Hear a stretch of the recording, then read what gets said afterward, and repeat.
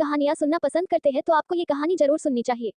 ये कहानी किसी पारी या जादुई कहानी से कम नहीं है। ये उस आदमी के जीवन पर आधारित है जिसने पारिवारिक परिस्थितियों के चलते अपनी पढ़ाई तक पूरी नहीं कर पाई थी। यहाँ तक कि उसे अपनी 10वीं की पढ़ाई भी बीच में ही छोड़नी पड़ी थी और परिवार का पेट पालन करने के लिए तब से मेहनत करनी पड़ी थी।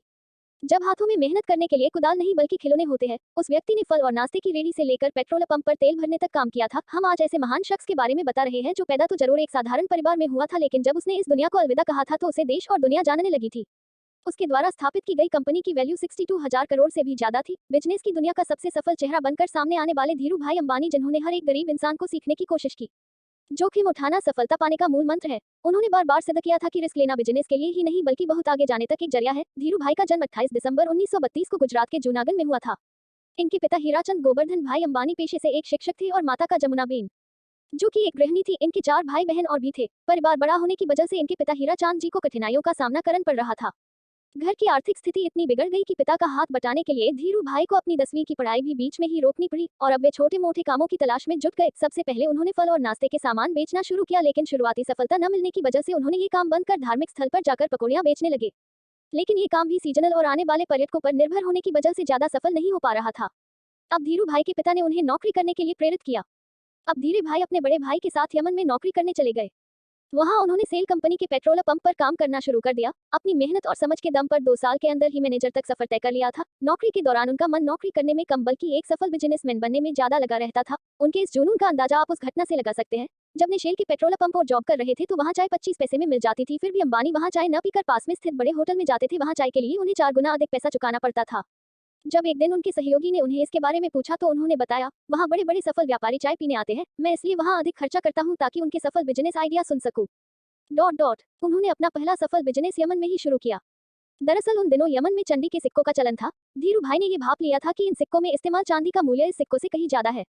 उन्होंने इस अवसर का फायदा उठाते हुए यमन के सिक्के जमा करना शुरू कर दिए और उन्हें गलाकर लंदन के एक कंपनी को चांदी की आपूर्ति करने लगे। ये बात जब यमन की सरकार तक पहुंची थी तब तक वे मोटा मुनाफा कमा चुके थे। ये घटना बयान कर चुकी थी कि धीरू भाई एक सफल बिजनेसमैन बनाने जा रहे हैं। यमन में धीरू भाई अंबानी जी अच्छा खासा मुनाफा कमा रहे थे। सभी यमन में स्वतंत्रता के लिए लड़ाइयां शुरू हो गई, जिसकी वजह से हजारों भारतीयों को यमन छोड़कर स्वदेश वापस आना पड़ा। उन्हें भारतीयों में धीरू भाई भी शामिल थे। अब नौकरी चले जाने के बाद धीरू भाई ने अपने देश में लौटकर पूर्णतः बिजनेस चलाने के बारे में सोचा। धीरू भाई को अब मार्केट की अच्छी पकड़ हो चुकी थी। उन्होंने कुछ दिन और भारतीय बाजारों को समझा। तब उन्हें महसूस हुआ कि भारतीय बाजारों में पॉलिस्टर की बहुत मांग चल रही है और विदेशी बाजारों में भारतीय जयकेदार मसालों की विशेष मांग है। अब उन्हें बिजनेस का आइडिया तो मिल चुका था, लेकिन उनके पास बड़ा इन्वेस्टमेंट करने के लिए ऐसा नहीं था। इसलिए उन्होंने अपने मामा त्रियंबक दास के साथ मिलकर मसाले और शक्कर का बिजनेस शुरू कर दिया। यहीं से रिलायंस कॉर्पोरेशन लिमिटेड की शुरुआत हुई थी। अपने इस बिजनेस में लगातार सफलता प्राप्त करने के बाद धीरू भाई सूत के काम में प्रवेश कर चुके थे। सूत के व्यापार में अंबानी को जल्दी ही अपार सफलता प्राप्त हुई और भी मुंबई में सूत के व्यापारी संघ के कर्ता धर्ता बना दिए गए। लेकिन सूत्र के काम में बहुत ज्यादा जोखिम होने की वजह से इनके मामा ने इनका साथ छोड़ दिया। मामा का साथ छूट जाने के बाद भी रिलायंस के बिजनेस में कोई खास फर्क नहीं आया और उसके बाद 1966 में पहली बार रिलायंस टेक्सटाइल अस्तित्व में आया। इसी साल अहमदाबाद के नरोरा में अपनी टेक्सटाइल मिल की स्थापना की। इसके बाद से विमल ब्रांड की इस तरीके से डिजाइनिंग की गई कि यह हर घर में पसंद किए जाने लगा। विमल भारतीय बाजारों में एक बड़ा भारतीय ब्रांड बन चुका था। विमल उन्होंने अपने बड़े भाई रमणीक दास के बेटे के नाम पर रखा था। जीवन के उतार चढ़ाव और संघर्षों के बीच इनकी शादी कोकिलाबेन से हुई थी और उनसे 4 बच्चे हुए, जिनमें 2 बेटे मुकेश और अनिल तथा 2 बेटियां दीप्ति और मीना हुई। अब तक धीरू भाई भारत में एक सफल और बड़े बिजनेसमैन के रूप में खुद को स्थापित कर चुके थे। इसके बाद उन्होंने कभी भी पीछे मुड़कर नहीं देखा। कपड़े और मसालों के व्यापार के बाद रिलायंस ने कम्युनिकेशन और पेट्रोलियम के क्षेत्र में भी बड़ी कामयाबी हासिल की और देखते ही देखते भारत की सबसे बड़ी कंपनी बन गई। लगातार अपने बिजनेस को बढ़ाते रहने की सिलसिले की वजह से अब उनका स्वास्थ्य स्थिर रहने लगा और स्वास्थ्य बिगड़ने की वजह से 6 जुलाई 2002 के दिन धीरू भाई ने इस दुनिया को अलविदा कह दिया। गरीबी और तंगहाली में जन्म लेने वाले धीरू भाई जिस दिन इस दुनिया में अंतिम सांस ली थी तब उनके द्वारा स्थापित की गई कंपनी रिलायंस की कुल संपत्ति 62,000 करोड़ से भी ज्यादा हो चुकी थी। साल 2000 में अंबानी देश के सबसे अमीर व्यक्ति के रूप में उभर कर सामने आए थे। उनके जीवन पर आधारित बॉलीवुड में एक फिल्म भी बनाई गई जिसका नाम गुरु है। इस फिल्म में धीरू भाई का किरदार मशहूर अभिनेता अभिषेक बच्चन ने निभाया है।